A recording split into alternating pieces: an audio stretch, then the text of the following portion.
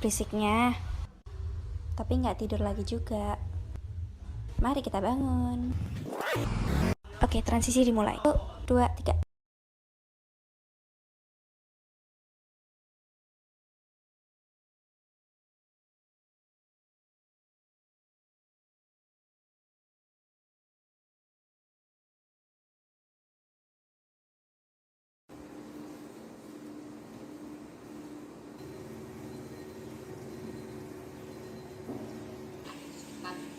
Kita bisa membuat Jelaskan tentang ekonomi. Hai semuanya, perkenalkan nama aku Charlene Elisha Manuela, kelas 8E, absen 6. Halo teman-teman, nama saya Anastasia Putri Maharani. Hai, perkenalkan nama aku Francisca Kaijan Lintang Wardani. Halo semuanya, nama aku Joyce Aguilera Sulistiamanti. Kalian bisa panggil aku Joy. Video vlog ini kami persembahkan untuk kalian dan semua penonton sekalian. Semoga video ini bermanfaat buat kalian. Oke, saya akan menjelaskan tentang perekonomian dan pendidikan di Indonesia dari masa ke masa. Sebelum itu, di zoom dulu bunda. Enaknya dari mana dulu? Mending dari perekonomian dulu deh. Kita lihat dulu masa-masa perkembangan ekonomi di Indonesia. Pertama, masa demokrasi liberal. Yang kedua, masa demokrasi terpimpin. Yang ketiga, masa demokrasi ekonomi. Yang terakhir, masa demokrasi Pancasila. Ekonomi maritim saat ini sedang dikembangkan oleh Pak Presiden Joko Widodo. Apa aja yang dikembangkan Pak Presiden kita saat ini? Kayak gini. Sekarang kita akan masuk ke cara memajukan pendidikan Indonesia. Yang pertama, kita harus mengubah sistem-sistem sosial yang berkaitan dengan pendidikan. Yang kedua, meningkatkan kualitas guru dan cara membimbing. Yang ketiga, meningkatkan kualitas dan kuantitas materi pelajaran dan bukan menambah jam pelajaran. Dan yang terakhir, sekolah juga harus ikut berpartisipasi dalam mengembangkan bakat siswa-siswanya. Ada yang lebih penting juga nih. Di sini peran orang tua juga penting, guys. Kira-kira kayak gimana ya?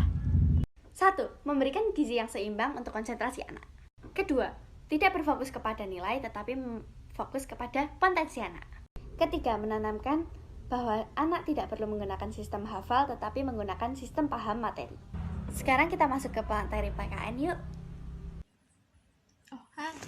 Setelah kita membahas cara mengembangkan ekonomi dan pendidikan Indonesia dari masa ke masa zaman dulu, sekarang kita akan membahas cara memperkuat NKRI dengan perkembangan ekonomi dan pendidikan di Indonesia. Pertama-tama, saya akan membahas cara memperkuat NKRI dengan perkembangan ekonomi. Menteri Pariwisata dan Ekonomi Indonesia mengatakan pemulihan ekonomi di bidang pariwisata di Indonesia menjadi program besar pemerintah di tahun 2021. Sekarang kita lihat yuk program apa aja yang dibangun pemerintah untuk memperbaiki ekonomi di bidang industri pariwisata. Pertama, kita bisa membuat konten bertema kebudayaan Indonesia. Kedua, kita bisa membuat destinasi tentang kebudayaan Indonesia. Setelah kita membahas ekonomi, kita lanjut ke topik selanjutnya, yaitu pendidikan. Kementerian Pendidikan dan Kebudayaan bersama Pusat Penelitian Kebijakan menyelenggarakan webinar diskusi kebijakan tematik.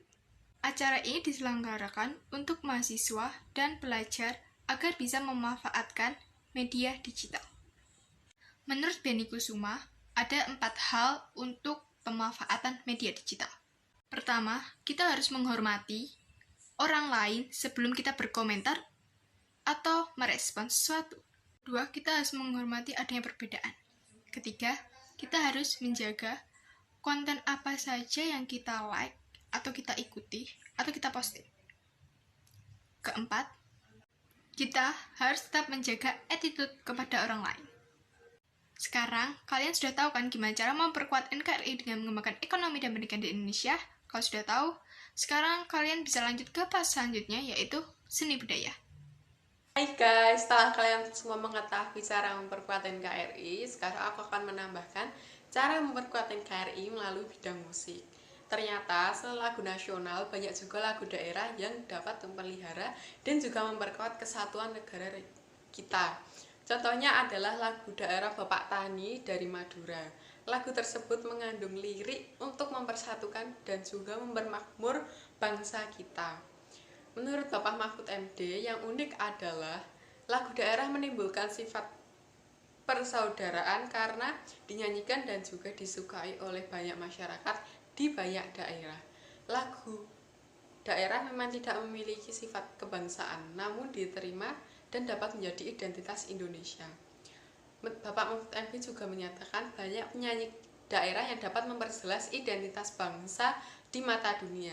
Contohnya adalah Via Valen, Ruth Sahanaya, dan juga Didi Kempot. Tak hanya itu, dia berharap para musisi dan juga penyanyi dapat menggunakan lagu daerah atau lagu nasional dalam karyanya sebagai wujud rasa cinta tanah air.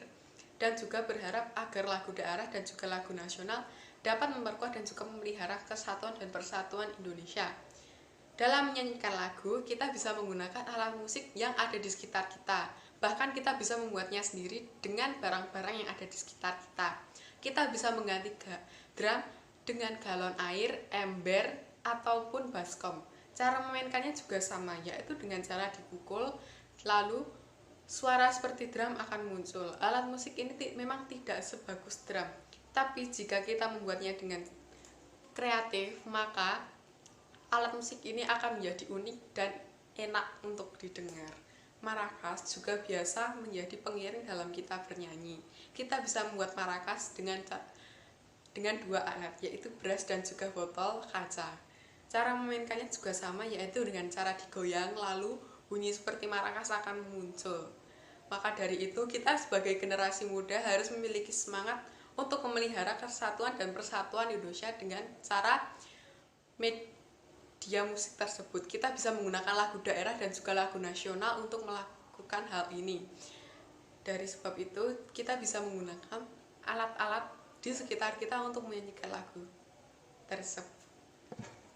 Nah, kesimpulan dari vlog ini adalah negara Indonesia adalah negara yang cukup berkembang dan cukup juga buat segi ekonomi dan pendidikan. Dari sini kita sebagai rakyat bangsa Indonesia bisa memperkuat NKRI lebih lagi, lebih kuat agar kekompakan rakyat dapat terjalin lancar dan satu tujuan. Di sini ada ketua kita yang cantik nih, namanya Tata. Dia bertanggung jawab di Mapel Seni Budaya. Anggota kita yang paling kreatif, Kira namanya, bertanggung jawab di Mapel PKN. Editor kita yang setia, namanya Charlene. Dia bertugas sebagai edit video. Anak konten kita yang rajin, namanya Joy. Dia bertanggung jawab di Mapel IPS dan editor 2.